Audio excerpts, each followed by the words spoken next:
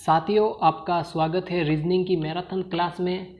तो बिना कोई टाइम वेस्ट किए रीजनिंग की मैराथन क्लास शुरू करते। तो हमारा फर्स्ट प्रश्न है 50, 43, 36, 29 और रिक्त पद को ज्ञात कीजिए। यानी कि 29 के बाद कौन सा पद आएगा। तो हम पहले उस पूरी संख्या को लिखते हैं 50, 43, 36 और 29। तो हमें देखने को पता चलता है कि सब में -7 का गैप है।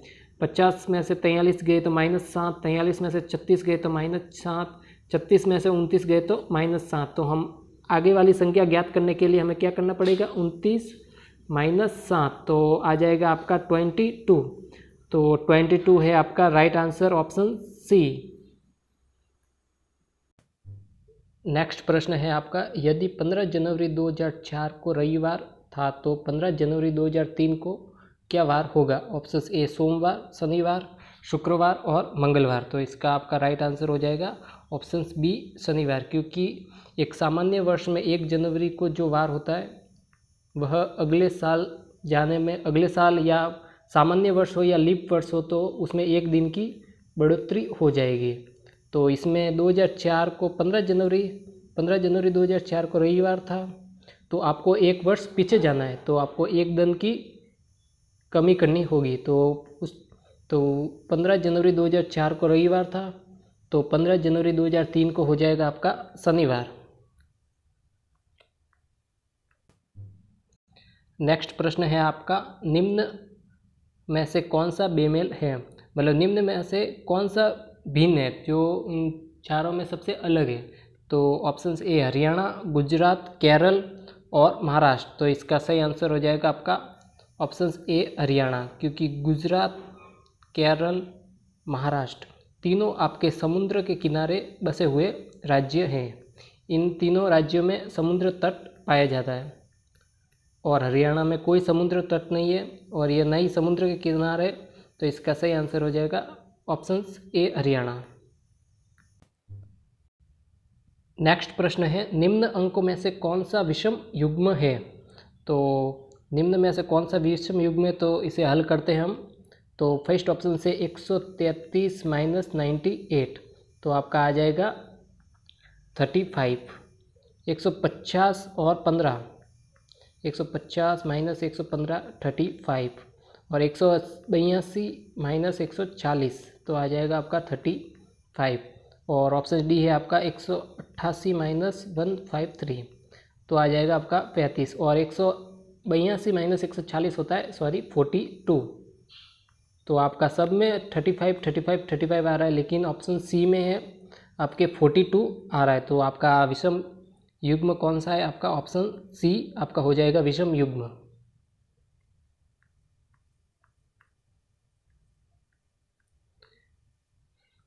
नेक्स्ट प्रश्न है आपका, महाविद्यालय का विद्यार्थी से वही संबंध है जो अस्पताल का रिक्त स्थान है। तो ऑप्शंस ए डॉक्टर, नर्स, इलाज और रोगी। तो महाविद्यालय का संबंध विद्यार्थी है, उसी प्रकार अस्पताल का संबंध हो जाएगा आपका रोगी से, क्योंकि महाविद्यालय में विद्यार्थी पढ़ने जाते हैं और अस्पताल में रोगी अपना इलाज कराने आते हैं। तो ऑप्शन डी हो जाएगा आपका राइट आंसर। नेक्स्ट प्रश्न है, m × 13 और ये बीच में जो चिन्ह आता है इसका मतलब होता है संबंध। मतलब m × 13 का संबंध है 13 × 14, और इस चिन्ह का मतलब है कि इस प्रकार के शब्द को हम इन चारों ऑप्शंस में से ढूंढना है। तो m × n का संबंध 13 × 14 से है, उसी प्रकार f × r का क्या होगा। तो अल्फ़ाबेट में m जो है वो अल्फ़ाबेट में 13वें स्थान पर आता है। m कितने स्थान पर आता है, m बराबर 13वें स्थान पर आता है, और n आता है आपके 14वें स्थान पर। तो उसी प्रकार f आ जाएगा आपका ABCDEF 6ठे स्थान पर, और r आता है आपका 18वें स्थान पर। तो आपका सही आंसर हो जाएगा ऑप्शन डी 6 × 18। अल्फ़ाबेट से संबंधित आपको प्रश्न आते हैं, इसे कोडिंग डिकोडिंग कहते हैं, तो इस संबंधित आपके सवाल बहुत बनते हैं। नेक्स्ट प्रश्न है आपका, BUCKET का संबंध ACTVBDJLDF SU से है। तो BUNKET यू एस का संबंध किससे है। ये सवाल भी कोडिंग डिकोडिंग से संबंधित है, तो चलिए इसको हल करते हैं। तो इन पूरे शब्द को हम ठीक तरह से लिखते हैं, BUCKET। तो बी के पहले वर्ण आता है आपका ए और बी के बाद अल्फ़ाबेट आता है आपका सी, तो आपका हो जाएगा AC। यू के पहले आता है T और यू के बाद आता है आपका V। मतलब ये जो आपका बी है इसके पहले जो आता है और इसके बाद आता है, इस प्रकार से इसको व्यवस्थित किया हुआ है। और सी के पहले आता है आपका बी और सी के बाद आता है डी, और उसी प्रकार के पहले आता है आपका जे और एल, मतलब इन दोनों के मध्य का यह अल्फ़ाबेट है सभी। और उसी प्रकार ई के पहले आता है डी और ई के बाद आ जाएगा आपका एफ, और टी के पहले आता है आपका एस और टी के बाद आता है यू, मतलब इन दोनों के मध्य का वर्ण ये है। उसी प्रकार हमें इसको ढूंढना पड़ेगा, तो उससे संबंधित हम पहले लिखते हैं BONUS।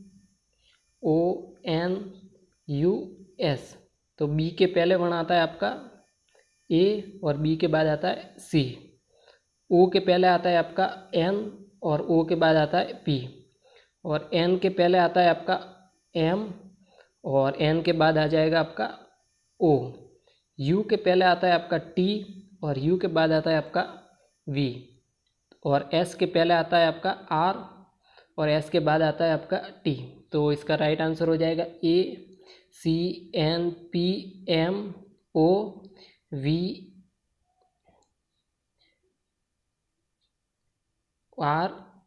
तो ये ऑप्शन राइट आंसर है आपका ऑप्शन सी, ACNPMOTTVRT।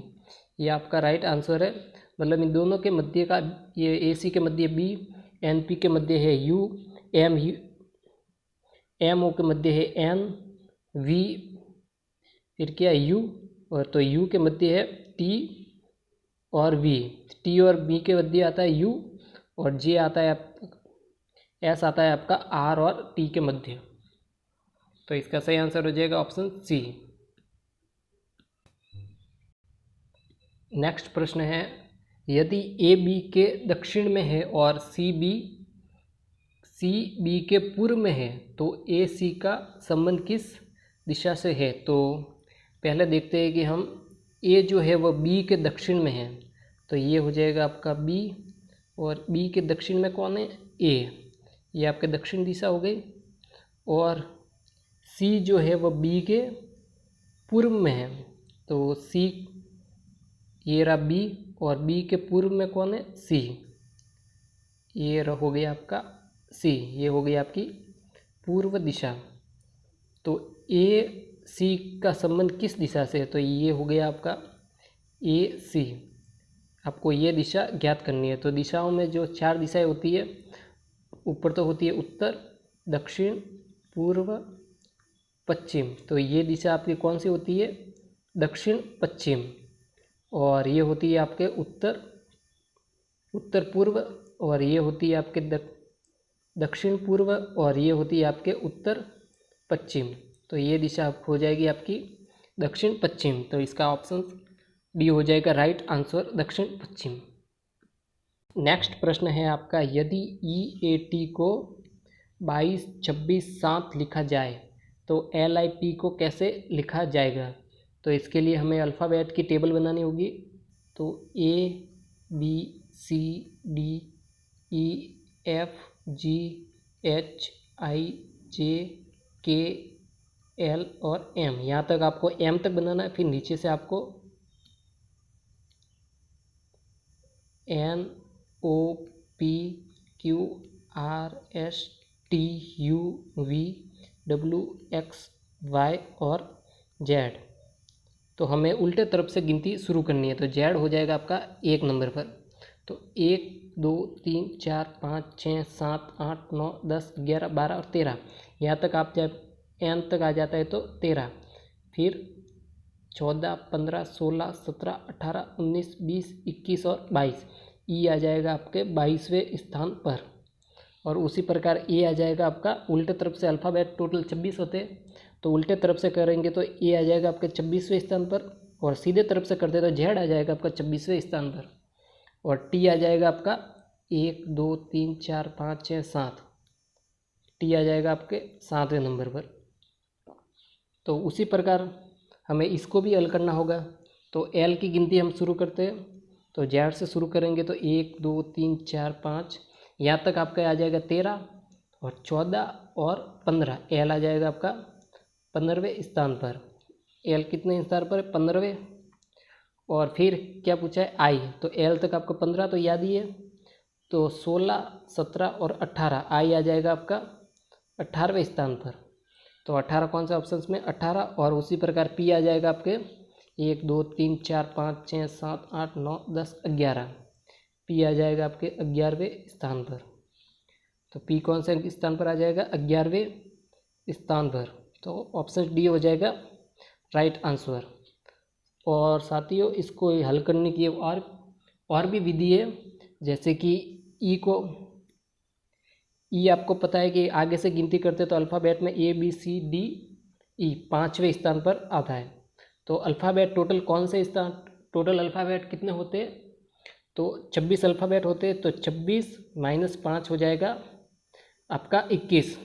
तो 21 में फिर करेंगे हम 1 प्लस, तो आ जाएगा आपका 22। तो ई आ जाएगा आपका उल्टे तरफ से आ जाएगा 22वें स्थान पर। उसी प्रकार ए, तो टोटल अल्फ़ाबेट ए कौन से नंबर पर आता है? 1 नंबर पर, और टोटल अल्फ़ाबेट होते हैं 26, तो 26 माइनस 1 बराबर हो जाएगा 25, फिर 25 प्लस 1, तो आ जाएगा आपका 26।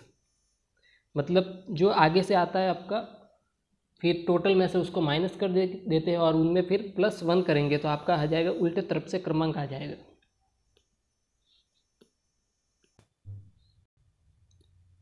नेक्स्ट प्रश्न है, मोहन की आयु श्याम की आयु से 4 गुना है।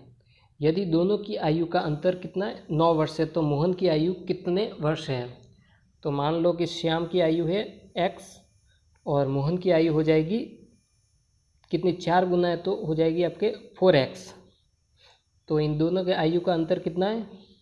9 वर्ष का है, तो ये हो गई मोहन की आयु 4x माइनस श्याम की आयु x, तो आ जाएगा आपका 9 वर्ष।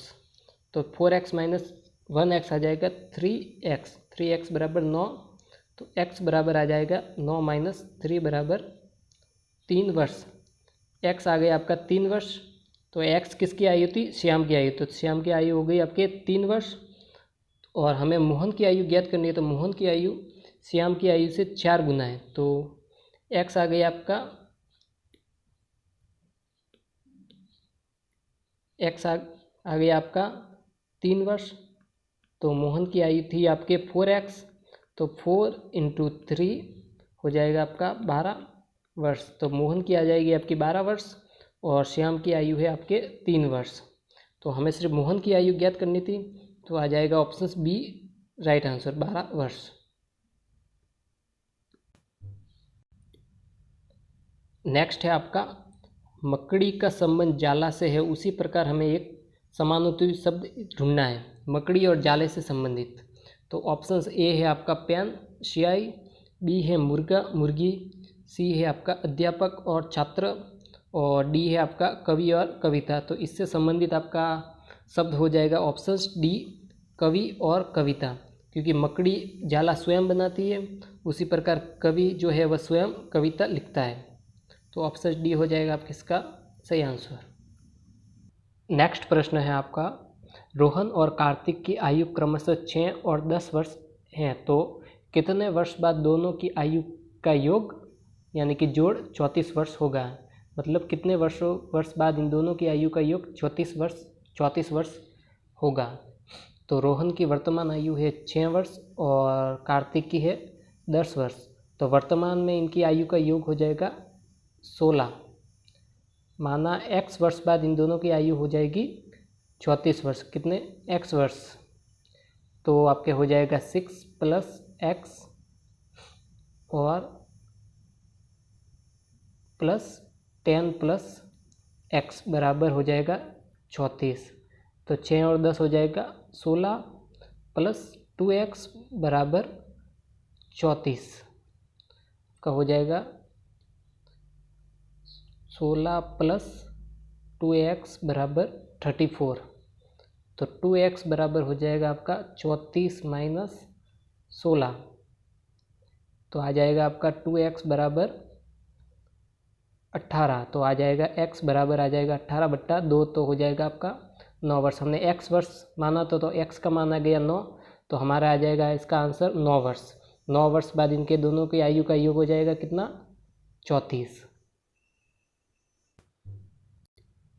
नेक्स्ट प्रश्न है, यदि प्लस का मतलब इंटू है और माइनस का मतलब भाग और भाग का मतलब है आपका प्लस और इंटू का मतलब है माइनस, तो 16/64 माइनस 4 इंटू 4 प्लस 3 का मान क्या होगा? तो पहले हमें इसे पूरे व्यवस्थित क्रम में लिखना होगा जो जिसका मान है। तो सबसे पहले आ जाएगा आपका 16 और पहला चिन्ह है आपका भाग। तो भाग का मतलब है आपका ये रहा आपका भाग। भाग का मतलब है प्लस, तो 16 प्लस 64। फिर आपका माइनस, तो ये रहा आपका माइनस का मतलब है आपका भाग, तो भाग 4।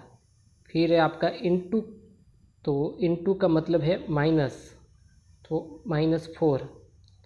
और फिर आपका प्लस का माइनस है इंटू, तो ये हो जाएगा ×3। तो अब इसे हम हल करते, तो 16 और सबसे पहले इसमें भाग हल किया जाता है। 16 प्लस 64 के अंदर 4 का भाग देने पर हमें प्राप्त होते हैं 16। फिर -4 × 3। भाग के बाद आ जाएगा आपको गुणा हल करना। 16 + 16 -3 × 4 हो जाएगा 12। ये आ जाएगा 32 - 12। 32 - 12 आ जाएगा आपका 20। तो आपका सही आंसर कौन सा होगा? 20। ऑप्शन ए इसका राइट आंसर।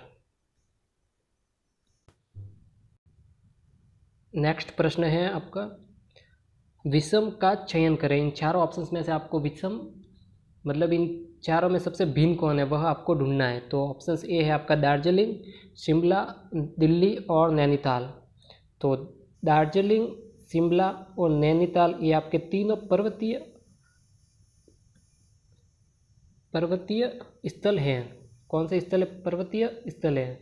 जबकि दिल्ली आपका पर्वतीय स्थल नहीं है। तो इसका सही आंसर हो जाएगा ऑप्शन सी दिल्ली, क्योंकि ये तीनों आपके आते हैं पर्वतीय स्थल के अंदर आते हैं। तो और दिल्ली आता है आपका अलग। तो ऑप्शन सी इसका राइट आंसर। नेक्स्ट प्रश्न है, अनिल अपने घर से उत्तर दिशा में 40 मीटर चलता है। उसके बाद वह अपने बाईं तरफ मुड़कर 50 मीटर चलकर बाएं मुड़ जाता है और 40 मीटर की दूरी तय करता है। अनिल अब अपने घर से कितना दूर है? तो सबसे पहले ये रहा आपका अनिल का घर। तो अनिल अपने घर से उत्तर दिशा में 40 मीटर, कितना उत्तर दिशा में 40 मीटर चलता है। तो ये हो गई आपकी उत्तर दिशा ऊपर होती है। तो ये हो गई आपकी 40 मीटर। फिर यहाँ खड़ा है अनिल। उसके बाद वह अपने बाईं तरफ मुड़ता है। इस तरफ हो जाएगा आपका right side, left side. Right side यानी दाया और लेफ्ट साइड यानी बाया। तो किस तरफ मुड़ा है? बाईं तरफ मुड़कर 50 मीटर चलता है। तो बाईं तरफ मुड़कर ये आपके 50 मीटर बाईं तरफ मुड़कर चला। फिर अनिल अपने यहाँ खड़ा है और 50 मीटर चलकर फिर से बाईं मुड़ जाता है। तो फिर से इस तरफ आप ऊपर हो जाएगा राइट साइड, नीचे हो जाएगा लेफ्ट साइड, और वह 40 मीटर की दूरी तय करता है। तो ये हो जाएगी आपकी 40 मीटर। तो ये आपके 40 मीटर थी, उसके बराबर ही ये आपके 40 मीटर है, दोनों बराबर है। तो उसी प्रकार ऊपर कितना है? 50 मीटर। तो उसी के समान ये भी हो जाएगी आपके 50 मीटर। ये थी अनिल की अंतिम स्थिति और ये है आपके उसका घर। तो इन दोनों के मध्य कितना गैप है? तो 50 मीटर का आपका गैप है। तो अनिल अपने घर से अभी फ़िलहाल दूर है कितना? 50 मीटर। तो इसका सही आंसर हो जाएगा आपका ऑप्शन सी 50 मीटर। नेक्स्ट प्रश्न है, कैलेंडर का संबंध तारीख से है, वैसे ही आपको इसके समान ही शब्द आपको ढूंढना है। तो ऑप्शन ए शहर, पिन कोड, परिवहन, बस, कार, पहिया, और ऑप्शन डी है आपका शब्दकोश। तो आप सभी को पता है कि कैलेंडर में क्या होती है? सब तारीखें होती है, तारीख और महीना होता है। उसी प्रकार आपके शब्दकोश में क्या होता है? विभिन्न प्रकार के शब्द होते हैं। तो कैलेंडर और तारीख से समानुपाती शब्द हो जाएगा आपका शब्दकोश और शब्द। ऑप्शन डी इसका राइट आंसर। नेक्स्ट प्रश्न आपके श्रृंखला परीक्षण से संबंधित है। तो 6, 11, 21, 36 और 56, फिर आपका क्वेश्चन मार्क, इस स्थान पर कौन सी संख्या आएगी। तो इसको हम हल करते हैं।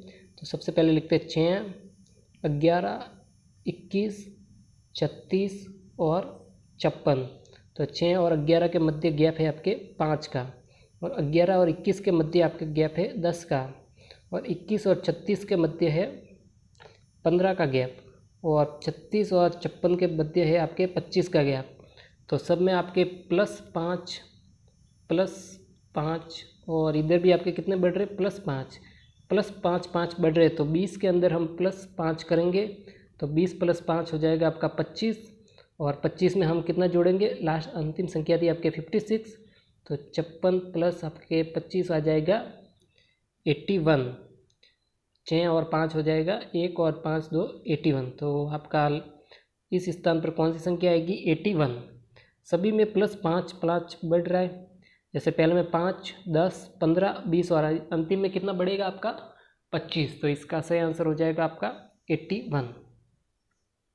नेक्स्ट प्रश्न है आपका, शंकर लाल 10 मीटर सीधा चलने के बाद दाईं ओर 20 मीटर चला। उसके बाद वह क्रमशः 5, 25 और 15 मीटर चलने से पहले प्रत्येक बार दाईं ओर मुड़ गया। तो वह अपने प्रारंभिक स्थिति से कितना दूर है। तो ये हो गई शंकर लाल की प्रारंभिक स्थिति, और यहाँ से क्या करें कि 10 मीटर सीधा चला। ये हो गया आपका 10 मीटर सीधा चला। उसके बाद कह रहे हैं कि वह अपने दाईं ओर 20 मीटर तक चला। इस तरफ हो जाएगा आपका राइट साइड। तो ये हो गया आपका 20 मीटर तक राइट साइड में चला। फिर शंकर लाल यहाँ खड़ा है। तो उसके बाद कह रहे हैं कि 5, 25 और 15 मीटर चलने से पहले वह प्रत्येक बार बाईं ओर मुड़ गया। मतलब इतने कदम चलने से पहले वह प्रत्येक बार बाईं ओर मुड़ा है। तो शंकर लाल यहाँ खड़ा है, तो इस तरफ से आपका 22 यानी कि लेफ़्ट साइड हो जाएगा ऊपर। तो कितना चला है, पहले 5 मीटर चला है, तो ये हो गया आपका 5 मीटर। उसके बाद 25 मीटर फिर बाईं मुड़ा है। तो 25 मीटर के लिए ये हो गया, यहाँ तक तो हो जाएगा आपका 20, क्योंकि नीचे भी 20 था, और ये 5 और आगे। तो ये हो गया आपका 25, जिसमें से ये तो दूरी हो गई आपके यहाँ तक तो 20, और ये है आगे की 5 मीटर। ये 5 और ये 20 हो गई आपकी 25। फिर शंकर लाल यहाँ खड़ा है। फिर आखिर में कह रहे हैं कि 15 मीटर फिर चलने से पहले वो बाईं ओर मिला। फिर कितना चला है, 15 मीटर, और फिर बाईं ओर मुड़ा है। तो यहाँ तक तो आपका हो जाएगा 5 मीटर, क्योंकि ये भी दूरी थी, और इसके समान ही ये हो गई 5 मीटर, और नीचे थी आपके 10 मीटर, तो इसी के समान हो जाएगी 10। तो ये हो गई आपके 10, और ये हो गई 5 मीटर। तो हो जाएगा आपका टोटल 15 मीटर तक बाईं ओर मुड़कर चला। तो ये थी शंकर लाल की अंतिम स्थिति, और ये है प्रारंभिक स्थिति। तो इन दोनों के मध्य कितना गैप है, तो ऊपर हमें देखने का पता चलता है कि ऊपर कितना था, 5 मीटर, क्योंकि इस तरफ 20 था। तो यह समान दूरी हो जाएगी नीचे की तरफ, तो ये भी हो जाएगा 5 मीटर। तो प्रारंभिक स्थिति और अंतिम स्थिति के मध्य गैप हो जाएगा आपका 5 मीटर का। तो इसका सही आंसर हो जाएगा 5 मीटर, ऑप्शन बी। नेक्स्ट है आपका, निम्न में से कौन सा विषम है। इसमें से आपको विषम को ढूंढना है। तो ऑप्शन ए महानदी, गंगा, सिंधु और व्यास। तो इसका राइट आंसर है आपका ऑप्शन ए महानदी, क्योंकि गंगा, सिंधु और व्यास तीनों जो है आपके हिमालय पर्वत से निकलती है। कहाँ से निकलती है, हिमालय पर्वत से। लेकिन जो आपकी महानदी जो नदी है वह निकलती है आपके सतपुड़ा पर्वत से निकलती है। तो आपका सही आंसर हो जाएगा ऑप्शन ए महानदी, क्योंकि यह सतपुड़ा से निकलती है, लेकिन बाकी तीनों नदियाँ गंगा, सिंधु और व्यास निकलती है आपके हिमालय नदी। विषम से संबंधित आपके एग्जाम में 2 से 3 प्रश्न वहाँ पर मिलेंगे। तो ये टॉपिक आप पूरी तरह आप क्लियर करके जाएं। तो चलिए हम नेक्स्ट प्रश्न की ओर बढ़ते हैं। नेक्स्ट प्रश्न है आपका 2, 8, 18, 32 और 50। तो इसके आगे वाली हमको संख्या ज्ञात करनी है। तो सबसे पहले हम लिखते हैं 2, 8, 18, 32 और 50। तो 2 और 8 के मध्य गैप है आपके 6 का, और 8 और 18 के मध्य है 10 का, और 18 और 32 के मध्य है आपके 14 का गैप, और 32 और 50 के मध्य है आपके 18 का गैप। और तो आपके +4 +4 और +4 बढ़ रहा है। तो 18 में आप 4 को जोड़ेंगे तो आ जाएगी 22। फिर 22 को आपको जोड़ना होगा किसमें, 50 में, और 50 + 22 होते हैं आपके 72। तो इसका सही आंसर हो जाएगा ऑप्शन ए 72, क्योंकि सब में 4 4 बढ़ रही है। पहले में 6 का गैप, फिर 10 का, 14 का, 18 का, तो फिर आगे वाली संख्या ज्ञात करने के लिए हमको 4 का गैप और बढ़ाना पड़ेगा। तो 18 में 4 जोड़ेंगे तो आ जाएगा 22, और 22 में फिर लास्ट संख्या थी आपके 50, तो 50 + 22 हो जाएगी आपके 72।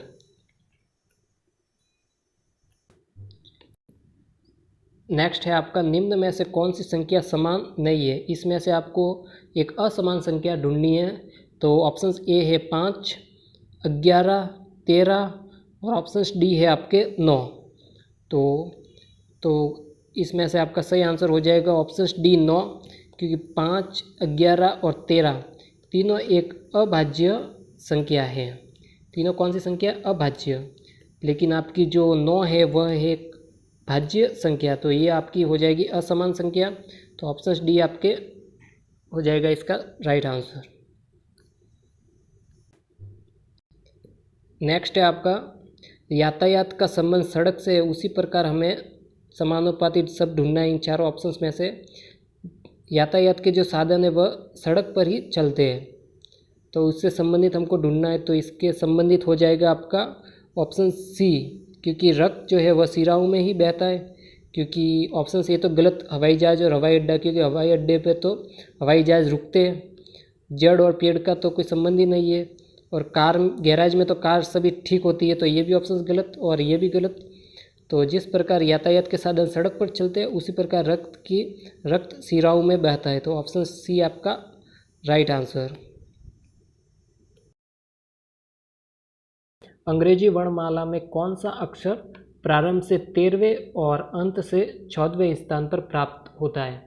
तो हम ऐसे अंग्रेजी वर्णमाला बनाएंगे, A, B, C, D, E, F, G, H, I, J, K, L और M। तो M आ जाएगा आपके 1, 2, 3, 4, 5, 6, 7, 8, 9, 10, 11, 12 और 13। 13वें स्थान पर आ जाएगा M। ऐसी ही टेबल आपको पीटीटी एग्ज़ाम के दिन आपको पेपर के पीछे बना देना, ताकि आपको प्रश्न हल करने में आसानी हो।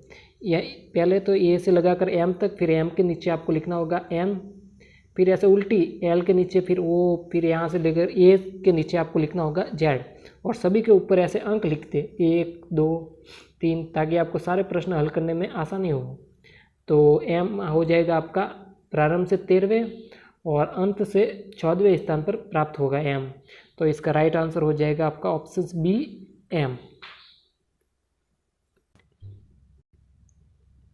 नेक्स्ट प्रश्न है, एक आदमी एक लड़के के बारे में कहता है कि यह लड़का मेरे पिताजी के इकलौते बेटे का बेटा है। तो बताइए आदमी का वह लड़का क्या लगता है। तो एक आदमी लड़के के बारे में कहता है, ये आदमी हो गया, वह किसकी तरफ कह रहा है, लड़के की तरफ, कि यह लड़का मेरे पिताजी के इकलौते बेटे। तो आदमी के पिताजी हो गए, तो लड़के के पिताजी, यह लड़का मेरे पिताजी के इकलौते बेटे, तो यह इकलौता बेटा वह आदमी स्वयं हो गया का बेटा है। तो इस आदमी का वह लड़का क्या हो गया, बेटा, क्योंकि वह उसका इकलौता बेटा इकलौते बेटे का बेटा है। तो उस आदमी का उस लड़के से क्या रिश्ता हो गया, बेटा। तो इसका राइट आंसर है ऑप्शन सी, बेटा। नेक्स्ट प्रश्न है, महासागर का संबंध जल से है, उसी प्रकार ग्लेशियर का संबंध किससे है। तो महासागरों में क्या होता है, जल, तो उसी प्रकार ग्लेशियर पर क्या पाया जाता है, बर्फ। ग्लेशियर बर्फ से ढका रहता है, महासागर में जल होता है, उसी प्रकार ग्लेशियर में बर्फ पाया जाता है। तो इसका राइट आंसर है ऑप्शन डी, बर्फ। नेक्स्ट प्रश्न है, वह जोड़ा ज्ञात करे जो अन्य से भिन्न है। तो ऑप्शन ए है भारत नई दिल्ली, पाकिस्तान कराची, नेपाल काठमांडू, श्रीलंका कोलंबो। तो यहाँ पर सभी देशों की राजधानी बताई गई है। तो भारत की राजधानी नई दिल्ली सही है, नेपाल की राजधानी काठमांडू और श्रीलंका की राजधानी क्या है, कोलंबो। तो गलत हो गई आपका ऑप्शन बी, पाकिस्तान की राजधानी इस्लामाबाद होती है, लेकिन यहाँ पर ऑप्शन में क्या लिखा हुआ, कराची। यहाँ पर क्या आना चाहिए था, इस्लामाबाद। इस्लामाबाद पाकिस्तान की राजधानी है, लेकिन यहाँ पर लिखा हुआ कराची। तो यह हो गया इन तीनों से भिन्न। तो ऑप्शन बी है इसका राइट आंसर।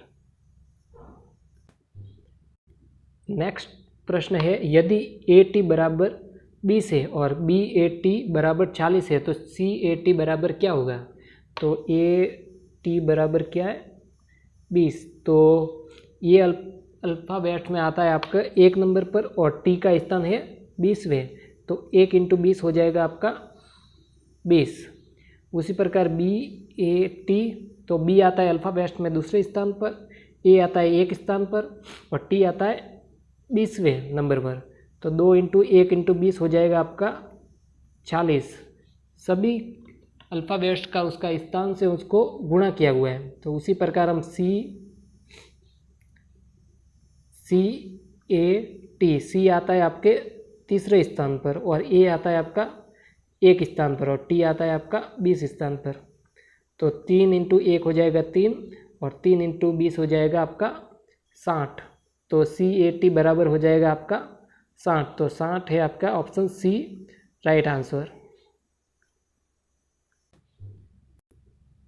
नेक्स्ट प्रश्न है, रानी अपने घर से उत्तर दिशा में 150 मीटर चलती है तथा फिर अपने बाएं मुड़कर 50 मीटर जाती है। वह पुनः अपने बाएं मुड़कर 190 मीटर चलती है। अंत में रानी अपने प्रारंभिक स्थिति से कितना दूर है? प्रारंभिक स्थिति से किस दिशा में खड़ी है, कौन सी दिशा में खड़ी है, वह ज्ञात करना है हमें। तो ये रहा रानी का घर और रानी अपने घर से उत्तर दिशा में कितना 150 मीटर उत्तर में चली। उत्तर दिशा हमेशा ऊपर की तरफ होती है, ये हो गई 150 मीटर तथा फिर अपने बाएं मुड़कर 50 मीटर चलती है। तो राइट बाएं यानी लेफ्ट साइड हो जाएगा इस तरफ होता है हमारा राइट साइड। तो लेफ्ट साइड मुड़ने के लिए इधर जाएगी कितना 50 मीटर, तो लेफ्ट साइड में 50 मीटर चली। वह पूर्ण अपने बाएं मुड़कर 190 मीटर चलती है, तो वह यहाँ खड़ी है। यहाँ से अगर उसे बाएं मुड़ना है तो नीचे जाना होगा और ऊपर जाना हो तो राइट साइड। तो नीचे चलती है अपने 190 मीटर, यहाँ से आई अपने 190 मीटर। ये होगी रानी की अंतिम स्थिति और ये थी प्रारंभिक स्थिति। तो ये किस दिशा में है? हमने दिशाओं के बारे में पढ़ा था, ये 4 दिशाएं होती है, उत्तर, दक्षिण, पूर्व, पश्चिम, ये 4 दिशाएं तो होती है। इसके अलावा ये दिशा आपके होती है पश्चिम, दक्षिण, तो इसमें भी यही दिशा बताई गई है। तो इसका आंसर हो जाएगा आपका, नहीं, ये हो जाएगा आपका दक्षिण पश्चिम। तो ये हो जाएगी आपके दक्षिण पश्चिम में, आपका दक्षिण पश्चिम में हो जाएगी उसकी स्थिति। तो ऑप्शन डी है इसका राइट आंसर। नेक्स्ट प्रश्न है आपका, RQVX का अर्थ SRWY है तो TIN का अर्थ क्या होगा? तो इस पूरे को हम अलग अलग लिखते हैं RQVX और इधर लिखते हैं SRWY। तो इनमें से प्रत्येक अल्फ़ाबेट उसके बाद का लिखा गया। जैसे R के बाद क्या आता है S, तो R के बाद लिखा गया S, Q के बाद आता है R, V के बाद आता है W और X के बाद आता है Y। +1 सब में एक एक जोड़ा गया है। R के बाद आता है S, Q के बाद आता है R, V के बाद आता है W और X के बाद आता है Y। तो हमें TIN में भी इसी प्रकार हल करना होगा। ये है TIN, तो T के बाद जो अल्फ़ाबेट आता है वो है U, I के बाद आता है J और N के बाद आता है O। तो आपका सही आंसर हो जाएगा UJO। तो ऑप्शन ए इसका राइट आंसर। इसके बाद वाला +1 करेंगे तो कौन सा आएगा? UJO। तो इसका सही आंसर है आपका ऑप्शन ए। नेक्स्ट प्रश्न है, निम्न में से कौन सा महीना बाकी सबसे अलग है? मतलब इन ऑप्शंस में वह कौन सा महीना है जो सबसे अलग है? ऑप्शंस ए सितंबर, जुलाई, नवंबर और अप्रैल। तो इसमें से सबसे अलग हो जाएगा ऑप्शंस बी जुलाई, क्योंकि जुलाई में आपके टोटल 31 दिन होते हैं, बाकी सितंबर में आपके 30 दिन होते हैं, नवंबर में भी 30 दिन होते हैं और अप्रैल में भी 30 दिन होते हैं। केवल जुलाई में आपके 31 दिन होते हैं। आपके जुलाई में कितने दिन होते हैं? 31। तो जुलाई हो जाएगा आपका सबसे भिन्न। प्रश्न है आपका, निम्न में विषम का चयन करें। निम्न में से कौन सा विषम है? तो ऑप्शन ए शब्दकोश, बी है पत्रिका, ऑप्शन सी अखबार और ऑप्शन डी है पुस्तकालय। तो इसका राइट आंसर हो जाएगा आपका ऑप्शन डी पुस्तकालय, क्योंकि शब्दकोश भी आपके पढ़ने की चीज़ है और पत्रिका को भी पढ़ा जाता है और अखबार में भी खबरें पढ़ी जाती है, मतलब ये तीनों जो है उसमें कुछ पढ़ा जाता है, जबकि पुस्तकालय में पुस्तकें रखने का स्थान है। तो आपका इसमें से भिन्न हो जाएगा ऑप्शन डी पुस्तकालय। नेक्स्ट प्रश्न है, आज सोमवार है तो 61वें दिन कौन सा वार होगा? तो एक सप्ताह में सबको पता है कि कितने दिन होते हैं? 7 दिन। तो हम 61 में 7 का भाग देंगे, 61/7। तो 61 में नहीं जाता तो कितने जाता है? 56 में, और 56 में कितने बार जाता है? 8 बार। तो 8 भाग और 5 आ जाएगा आपका शेषफल, यानी कि 8 सप्ताह, यानी आज से ठीक 56वें दिन हो जाएगा आपका सोमवार, और पीछे शेषफल बचे 5। तो 8 प्लस सोमवार प्लस 5 हो जाएगा आपके सोमवार के ठीक आगे 5 दिन बाद कौन सा वार होता है? सोमवार के ठीक मंगलवार, बुधवार, गुरुवार, शुक्रवार और शनिवार, यानी कि आज से ठीक 61वें दिन आपका कौन सा वार आ जाएगा? शनिवार। नेक्स्ट प्रश्न है आपका, निम्न में से कौन सी संख्या सबसे बड़ी है? हमें इसमें से सबसे बड़ी संख्या ज्ञात करनी है। तो ऑप्शन ए है 51/100, ऑप्शन बी है 13/24, ऑप्शन सी है 21/40 और ऑप्शन डी है आपके 36/70। तो 51 में 100 का भाग देने पर आता है आपका 0.51, और 13 में जब 24 का भाग देंगे तो आ जाएगा आपका 0.54, और 21 में जब 40 का भाग देंगे तो आएंगे 0.52, और उसी प्रकार हम 36 में 76 का 70 का भाग देंगे तो आ जाएगा आपका 0.51। तो इसमें से सबसे बड़ी संख्या हो गई आपके 0.54, तो इसके सामने कौन सी है? 13/24। तो ये आपके सबसे बड़ी संख्या हो जाएगी। इसमें से सबसे बड़ी संख्या है 13/24। नेक्स्ट प्रश्न है, अंधेरा और उजाला के समानुपाती हमें शब्द ढूंढना है। अंधेरा का विलोम शब्द क्या होता है? उजाला। तो उसी के समान हमें शब्द ढूंढना है। तो ऑप्शन ए है गर्म और ठंडा, ऑप्शन बी है पतला लंबा, ऑप्शन सी है पेड़ और जंगल, और ऑप्शन डी है कीटाणु और बीमारी। तो अंधेरा और उजाले के समानुपाती शब्द कौन सा है? ऑप्शन ए गर्म और ठंडा, क्योंकि पतला और लंबा उसका विलोम शब्द नहीं है, और पेड़ और जंगल भी नहीं होगा, और कीटाणु और बीमारी भी नहीं होगा। तो इससे संबंधित शब्द कौन सा है? गर्म और ठंडा।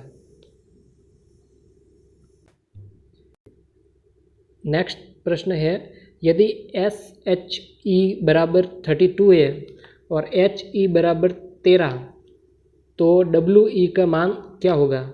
तो हम इसको पहले अलग लिखते S, H और E। तो सभी को पता है कि S अल्फ़ाबेट में कितने स्थान पर आता है? 19, और H आता है आपके 8वें स्थान पर, और E आता है आपका 5वें स्थान पर। तो इन सभी को जोड़ा गया, 19 + 8 + 5 हो जाएगा आपके 32, और उसी प्रकार H और E। H आता है आपके 8वें स्थान पर और E आता है आपके 5वें स्थान पर। तो H + E हो जाता है 13। तो उसी प्रकार हम W और E ज्ञात करेंगे। तो W और E, तो W आता है आपके अल्फ़ाबेट में 23वें स्थान पर, और E आता है आपके 5वें स्थान पर। तो 23 + 5 हो जाएगा आपका 28। तो आपका ऑप्शन बी राइट आंसर है 28। नेक्स्ट प्रश्न है आपका, राम श्याम से बड़ा है और श्याम हरि से बड़ा है, तो बताइए सबसे छोटा कौन है? तो राम जो है श्याम से बड़ा है, ये चिन्ह होता है बड़े का, तो श्याम से बड़ा है, और श्याम जो है वह हरि से बड़ा है। तो श्याम किससे बड़ा है? हरि से। तो इनका क्रम ये हो गया, राम बड़ा है श्याम से और श्याम बड़ा है हरि से। तो सबसे बड़ा हो गया राम, फिर श्याम, फिर हरि। तो सबसे छोटा हो जाएगा आपका हरि। तो ऑप्शन सी इसका राइट आंसर हरि। नेक्स्ट प्रश्न है, यदि 22 जनवरी 2010 को रविवार हो तो इस वर्ष किस अन्य माह की तारीख को रविवार होगा? 22 जनवरी 2010 को रविवार है, तो इसी वर्ष में कौन से अन्य महीने में रविवार 22 तारीख को रविवार होगा? तो एक सामान्य वर्ष में जनवरी के समान कौन सा महीना होता है? जनवरी के समान होता है बराबर अक्टूबर महीना। मतलब अक्टूबर में 1 जनवरी को जो वार होगा वही 1 अक्टूबर को वार होगा। जनवरी के समान होता है आपका अक्टूबर महीना, तो इसका सही आंसर हो जाएगा ऑप्शन सी अक्टूबर। और ऐसे ही अन्य महीने हैं जो समान होते हैं एक सामान्य वर्ष में, जैसे फरवरी के समान होता है मार्च और नवंबर, इनके वार सेम होंगे। और अप्रैल और जुलाई के दिन सेम होते, अप्रैल बराबर हो जाएगा जुलाई। और सितंबर और दिसंबर के वार सेम होते। एक सामान्य वर्ष की हम बात कर रहे हैं, लीप वर्ष की बात नहीं कर रहे। इनके दिन और दिनांक सेम होते एक सामान्य वर्ष में। जनवरी अक्टूबर और फरवरी मार्च और नवंबर, और अप्रैल बराबर है जुलाई, और सितंबर बराबर हो जाएगा दिसंबर। और बात करें लीप वर्ष की, यानी कि 2004, 8, 12, 20, जिसमें फरवरी 29 की होती है, तो उनमें हो जाएगा आपके जनवरी के समान हो जाएगा अप्रैल। उसमें जनवरी के समान महीना होता है अप्रैल। अगर यहाँ पर 2010 के स्थान पर आता 2012, तो आपका ऑप्शंस होता डी आंसर इसका राइट होता है। जनवरी के समान अप्रैल महीना होता है लीप वर्ष में, और सामान्य वर्ष में जनवरी के समान ही अक्टूबर महीना होता है। तो लीप वर्ष में जनवरी के समान हो जाएगा अप्रैल, और अप्रैल बराबर हो जाएगा जुलाई। फरवरी बराबर हो जाएगा आपका अगस्त, और मार्च बराबर हो जाएगा आपका नवंबर, और सितंबर बराबर हो जाएगा आपका दिसंबर। ये आपके लीप वर्ष में होते हैं, समान दिनांक और समान डेट। नेक्स्ट प्रश्न है, एक टेबल का मूल्य 1660 रुपये और एक कुर्सी का मूल्य है 850, तो 4 टेबल और 4 कुर्सियों का मूल्य क्या होगा? तो एक टेबल का मूल्य है 1660 रुपये, तो 4 टेबल का हो जाएगा आपका 0, 4, 8 और 5, तो 6 टेबल का हो जाएगा आपका 5840। और उसी प्रकार एक कुर्सी का मूल्य है 850, तो 6 कुर्सी का मूल्य हो जाएगा आपका 0, 0, 1 और 5, 5100। तो इन्हें प्लस करते हैं तो 0, 4, 9, 0, 4, 9 और 10, तो 10,940 आ जाएगा इसका सही आंसर। ऑप्शन बी है इसका राइट आंसर। तो 4 टेबल और 6 कुर्सियों का मूल्य हो जाएगा 10,940। तो आज की क्लास का हमारा लास्ट प्रश्न है, निम्न में से कौन सबसे अलग है? तो ऑप्शंस ए मणिपुर, ईटानगर, मेघालय और त्रिपुरा। तो इसका सही आंसर है ऑप्शंस बी ईटानगर, क्योंकि मणिपुर एक राज्य है और मेघालय भी एक राज्य और त्रिपुरा भी एक राज्य है। ईटानगर अरुणाचल प्रदेश की राजधानी है। तो ये हो जाएगा आपका ऑप्शन बी हो जाएगा आपका राइट आंसर। साथियों, अगर वीडियो अच्छा लगा है तो वीडियो को लाइक करें और हमारे चैनल से जुड़े रहें, क्योंकि हम पीटीटी से संबंधित रीजनिंग, शिक्षण अभिरुचि, हिंदी और जीके से संबंधित डेली क्लास हमारे चैनल पर उपलब्ध कराते हैं। तो प्लीज़ हमारे चैनल को सब्सक्राइब कर दीजिए। धन्यवाद।